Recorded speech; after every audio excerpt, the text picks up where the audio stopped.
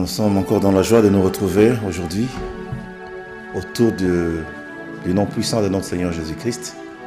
Toujours dans le premier module, Jésus-Christ, le roi que j'adore. Et depuis la dernière leçon, on a commencé un autre chapitre, Jésus-Christ, le bon berger. Et le bon berger, on a commencé à comprendre ce qu'il est. Mais avant de comprendre ce qu'il est, nous devions d'abord nous identifier nous-mêmes en tant que brebis. Je vais faire le résumé parce qu'il y avait quelqu'un qui était là la fois passée, le frère Emma. Il s'avance pour nous faire un petit résumé en 2 minutes. Je sais compter les minutes. En 2 minutes, il va me donner le petit résumé de ce qu'on s'est dit la fois passée. Bonjour. La fois passée, nous avons commencé avec le point Jésus-Christ, le bon berger. On l'a annoncé en disant que Jéhovah Ra, l'Éternel, le bon berger. Et la fois passée, nous avons vu que Jésus n'est pas seulement le berger, mais le bon berger. Cela prouve qu'il y a de faux bergers. Nous avons aussi vu le profil de la brebis. Là, nous avons vu 4 points, si je ne m'abuse pas. Il y avait la brebis est la plus faible, la plus fragile. Nous avons vu qu'elle manque toutes les formes pour se défendre. Elle n'a pas de cornes pour se défendre ou pour attaquer. Elle n'a pas assez de force dans ses pattes pour courir. Elle n'a pas aussi une voix si forte pour bêler lorsqu'il y a un danger. Et les prédateurs qui viennent pour l'attaquer n'ont pas à faire trop d'efforts. Déjà, elle est à leur merci et il lui faut un berger. Nous avons aussi vu notre nature en tant qu'homme brebis. Nous avons dit que l'homme est de nature grégaire. Il est habitué à vivre en groupe. Et dans ce groupe, il y a toujours un chef qui est le berger. Et nous avons identifié Jésus comme étant notre berger. Il nous protège, il nous soutient. Nous sommes son trésor et la Bible dit que nous sommes son héritage. Les brebis sont l'héritage du berger. Nous sommes tellement son trésor qu'il apprécie de nous protéger. À chaque fois qu'on a un problème, il s'identifie en nous. Et j'aimerais terminer en disant que le berger prend toujours la forme de nos problèmes. Chaque fois qu'on a un problème, il trouve un nom pour s'identifier et donner une solution. Merci. On peut acclamer le Seigneur. Merci Emma pour ta fidélité et les précisions dans le résumé. C'est par là qu'on a commencé, parce que si nous voulons comprendre pourquoi le Seigneur porte le nom du berger, c'est parce que nous sommes identifiés aux brebis à cause de nos faiblesses, qu'on apparente aux faiblesses des brebis. L'homme est très faible. Sans la protection de Dieu, l'homme est exposé à tout. C'est pourquoi le Seigneur prend le nom de berger, parce qu'il veut secourir les brebis que nous sommes. On a lu un passage qui prouve que tous les hommes de la terre sont des brebis de l'Éternel Dieu. Amen. Il sait prendre soin de nous. Mais on s'est posé également une question. Pourquoi il s'appelle bon berger? Pourquoi pas berger, tout simplement? Parce qu'il l'est. Pourquoi il dit bon berger? C'est parce qu'on a compris qu'il y avait une race de faux bergers. Alors, il a fallu pour nous également bien redéfinir le concept berger ou pasteur. Parce que généralement, quand on parle de pasteur, nous avons immédiatement l'idée de nos responsables dans nos églises. Lorsque Ézéchiel était en train de recevoir les prophéties concernant le berger et les brebis que nous sommes, il n'y avait pas encore d'église. L'église n'existait pas encore sous sa forme actuelle. Donc on doit comprendre le sens du berger, du berger au-delà de la forme actuelle de la pastorale. Donc ne considérez pas, n'ayez pas en tête immédiatement les pasteurs qui sont dans les églises, qu'on appelle également les bergers, qui sont responsables des fidèles dans les églises. Non, nous voulons généraliser la compréhension de ce concept berger. Un berger donc est toute personne qui a des responsabilités sur les autres. Dès l'instant où le lendemain de quelqu'un dépend de vous aujourd'hui, vous êtes son berger. Nous avons conclu qu'un papa responsable dans sa maison, avec sa femme, ses enfants, il est le berger de la maison, le berger de sa famille. Cela relève aussi de beaucoup de responsabilités de la part de ceux qui tiennent la place des bergers, pour tous ceux qui sont sous leur responsabilité. On a étendu notre compréhension en prenant tous les cas possibles qui peuvent se présenter. Même lorsque papa n'est plus, la maman qui reste seule responsable de ses enfants, elle agit comme la bergère de ses enfants. Même si papa n'est plus, maman n'est plus, la fille qui reste comme aînée ou le fils responsable, il est le berger de ses frères. On est allé encore plus loin. Dans une province, le responsable de la province, le gouverneur de la province, il est le berger de sa province. Le président de la République, il est le berger de la République. Le bourgmestre de la commune, il est le berger de la commune. Vous pouvez être responsable d'une seule personne, vous êtes son berger. Vous êtes responsable dans une entreprise, vous êtes le berger du personnel qui existe sous votre conduite. Amen. Et pourquoi on dit le véritable berger, le bon berger? C'est parce qu'au milieu de cette race des bergers que le monde connaît, tous n'exécutent pas nécessairement ce qu'ils doivent exécuter pour le bonheur de leur brebis. Ce qui fait qu'on trouve des responsables qui ne le sont pas du tout par rapport aux responsabilités qui leur sont assignées. Donc des bergers qui ne savent pas prendre soin de leur brebis. Un papa qui est très sage quand il n'a pas l'argent. Quand on paye à la fin du mois, on ne le reconnaît plus. Il y en a qui quittent carrément la maison, il disparaît pendant 2-3 jours. Quand il n'a plus rien, on le voit. C'est l'homme le plus sage du monde lorsqu'il n'a rien. Il répond avec beaucoup de gentillesse, il est attentif. Mais quand il a de l'argent, il devient très méchant, vulnérable.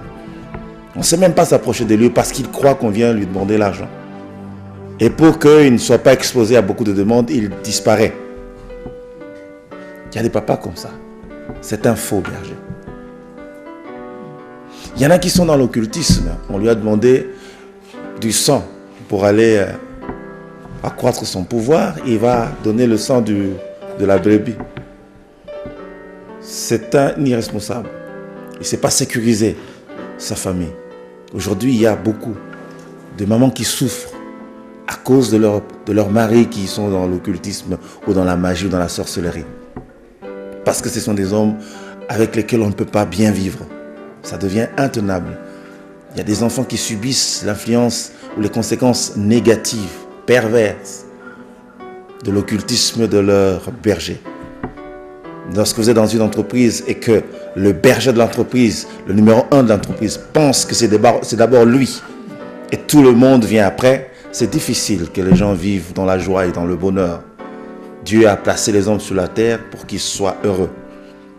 Et le bonheur des brebis dépend en priorité de leur berger.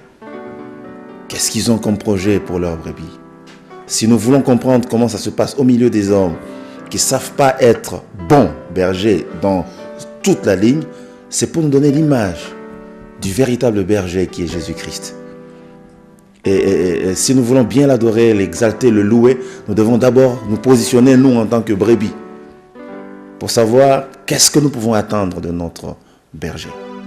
Et dès cet instant, lorsque nous savons ce qu'il sait faire, ce qu'il sait produire en notre faveur, nous pouvons bien nous approcher de lui et pour élever son nom comme il faut en tant que bon berger. On est d'accord? Je crois qu'on peut ouvrir nos livres à la page 80. Allons commencer la première lecture. Tout dernier paragraphe de la page 80. Le bonheur d'une brebis dépend de son berger. Et pourtant, beaucoup de brebis sont malheureux à cause de leur berger. Le monde est pollué par le vent de l'ingratitude et de la trahison. Les cris des opprimés qui pleurent n'affectent plus la conscience des responsables investis, pourtant du pouvoir de conduire les autres. Voilà, c'est le cri, c'est le pleur. Et lorsque vous regardez bien, le Seigneur Dieu, du haut de son trône, il voit ce qui se passe sur la terre. Aucun berger ne s'en sortira sans rendre compte de la façon dont il aura assumé ses responsabilités devant les brebis qui sont sous ses responsabilités. Donc, les brebis sur qui vous êtes établis ne sont pas vos brebis. Ce sont les brebis du Seigneur. Vous n'avez que la responsabilité de les aider à s'épanouir, de les aider à vivre heureux, de les aider à expérimenter le bonheur et la grâce. Lorsque le berger est bon, le bonheur et la grâce accompagnent les brebis. Sinon, vous aurez l'impression que la vie, c'est un assemblage maléfique de cris, de douleurs. Si le berger n'est pas responsable, les brebis souffrent. C'est ce que nous sommes en train de dire ici. Tout ça pour nous faire comprendre comment nous devons nous attacher à notre berger, qui est au-dessus de tout. Le véritable berger qui sait comprendre la peine qu'il y a dans le cœur du brebis et qui sait à un moment donné venir à la rescousse pour soutenir et apporter ce qu'il faut aux brebis que nous sommes. On continue la lecture. Quand on n'assume pas correctement ses prérogatives de responsable et qu'on prive des ayants droit de leur dû, on appartient à la race des fous. C'est comme ça qu'on reconnaît le faux berger. J'aimerais dire à tous ceux qui me suivent, faisons un effort pour être des vrais bergers, de bons bergers, des bergers responsables. On ne peut pas vous établir sur une personne, petite soit-elle, sans qu'un jour vous rendiez compte de sa vie. Lorsque quelqu'un dépend entièrement de vous, tout ce qui lui arrive repose sur vous. Vous répondez sur sa vie. Donc je voudrais que nous puissions savoir qu'il ne suffit pas de courir pour avoir des responsabilités. Il ne suffit pas de se précipiter, de bousculer tout le monde pour être responsable. Une fois que vous êtes établi responsable, vous avez un compte à rendre. Il ne faut pas vous marier parce que vous voulez vous marier. Vous devez prendre soin de votre épouse et respecter votre épouse. Sinon, vous rendrez compte de la façon dont vous l'aurez traitée. Il y a des gens qui n'ont pas compris, qui sont parents, qui sont papas, pour aider les enfants, pour les aimer, pour les accompagner dans leur vie jusqu'à ce qu'ils atteignent la majorité et qu'ils deviennent à leur tour aussi des bergers. Mais tant qu'ils sont encore des brebis sous votre responsabilité, vous répondrez de leur vie. N'est-ce pas? Donc, ça ne sert à rien de chercher à être responsable. Encore faut-il être le bon responsable, qui a un véritable recours pour les autres, sur qui les autres peuvent compter, qui saura bien essuyer les larmes, qui ne voudra pas voir une âme pleurer alors que c'est lui le responsable. Le bon berger, il prend la place aussi des brebis. Il pleure avec ceux qui pleurent. Il souffre avec ceux qui souffrent. Il prête sa main pour soutenir le faible qui sont sous sa responsabilité. Donc, être un berger ne suffit pas. Il faut être comme le maître, un bon berger. Il ne faut pas taper vos petits frères parce que vous êtes nés avant eux. Non, il faut les aimer. Il faut bien les encadrer. C'est ça le sens de responsabilité. Malheureusement, on ne voit pas ça, on ne trouve pas ça parmi les hommes. Lorsque nous allons lire les passages, vous comprendrez que les hommes sont mauvais. Et je comprends pourquoi un jour Dieu a regretté d'avoir créé les hommes. La Bible dit Dieu se repentit. Certainement, il a dit, qu'est-ce qui m'a poussé à créer ces gens? Parce que lorsque l'homme veut te montrer ce qu'il est, tu regrettes de l'avoir rencontré un jour. Il y a des mamans qui regrettent d'avoir rencontré leur mari. Ils disent, si c'était à refaire, je pense que pour rien au monde, j'aurais souhaité te rencontrer. Il y a des papas et des enfants qui regrettent d'être nés dans une famille. Je vous dis une chose, le grand pasteur des brebis connaît toutes choses. Même lorsque vous êtes dans un instant où vous pensez que vous ne devriez pas être dans cette famille, il savait que ce serait votre papa, il savait que ce serait votre maman. Vous devez accepter la situation, mais vous reposez sur celui de qui viendra votre secours. Amen. Être berger ne suffit pas. Encore faut-il être un bon berger, qui est l'espoir des autres, qui est comme une référence sur qui les autres peuvent prendre appui. C'est ça remplir sa responsabilité sur la terre. Vous ne pouvez pas être introduit sur la terre pour faire souffrir les autres. Non, vous n'êtes pas un bon berger. Ça vous rattrapera même dans l'éternité. Croyez-moi. Alléluia. Alléluia. On continue la lecture.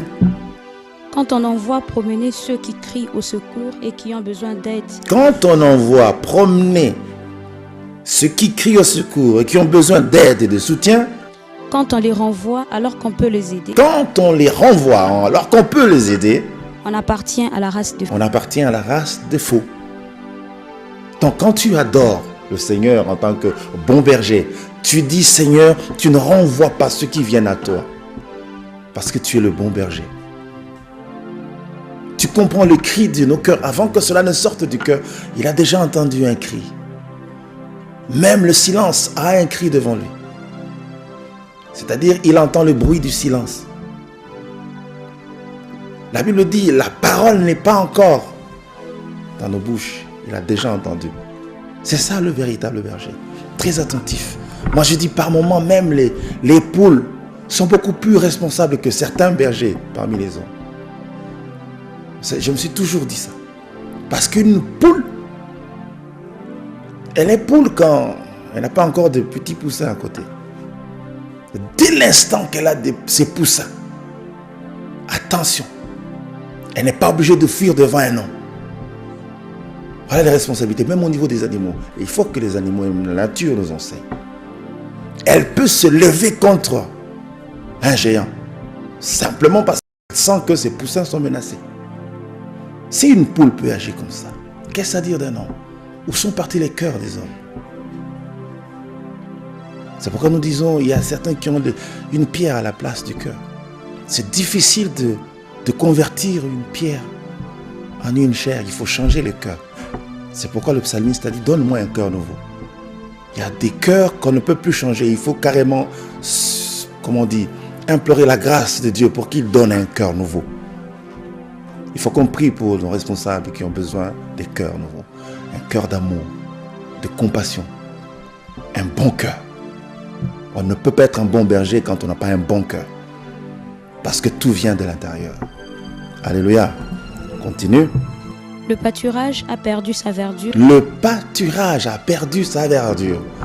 C'est-à-dire, là où les hommes peuvent espérer avoir leur secours, c'est plus un lieu d'espérance. C'est-à-dire, si c'est le travail qui est l'espoir de ta vie, c'est-à-dire tu vivras par ton salaire, à un moment donné, quand on dit le pâturage a perdu sa verdure, c'est-à-dire que même le travail n'est plus une raison d'espoir pour toi. Parce que même si on te paye, tu te dis, qu'est-ce que je veux faire avec ça? Il y a des gens qui ont compté leur salaire du bout du doigt comme ça, tant, il a fini de compter son salaire. À peine les devoirs commencent. Il y a des gens qui vivent à crédit. C'est-à-dire, il a déjà consommé son argent avant de le recevoir. Et puis, il a déjà ajouté d'autres dettes. C'est-à-dire, quand il reçoit son salaire, il le dépense en payant et puis il reste encore avec un solde qu'il doit payer. Le devoir commence. La peine commence. Les souffrances commencent. Il y a des responsables d'entreprises qui sont des investisseurs privés. Ils pensent que puisqu'il a créé son entreprise, il est devenu le propriétaire de ses agents. Il peut leur dire n'importe quoi, ils peuvent dire comme il peut faire tout ce qu'il veut, parce qu'il croit qu'il les a achetés. Non, ce ne sont pas tes brebis. Ce sont les brebis du Seigneur. Tu établis sur eux pour leur apporter le bonheur dont ils ont besoin, parce qu'ils te servent. Alléluia. Être berger ne suffit pas. Encore faut-il être un bon berger. Il ne faut pas insulter quelqu'un parce qu'il travaille pour toi. Non. Un jour tu rendras compte, car il est écrit qu'au jour de la fin, les hommes rendront compte pour toute parole vaine qu'ils auront prononcée. Donc un vrai adorateur, c'est un homme qui parle bien, avec beaucoup de respect. C'est un homme qui met un peu de sel sur ses paroles, afin que quand il parlera, quelqu'un se retrouve. Alléluia. Être berger. Non, nous avons une référence, Jésus-Christ. C'est pourquoi tout ce que nous devons faire sur la terre doit avoir une résonance dans l'éternité. Et cette résonance doit être positive. Alléluia. Continue la lecture.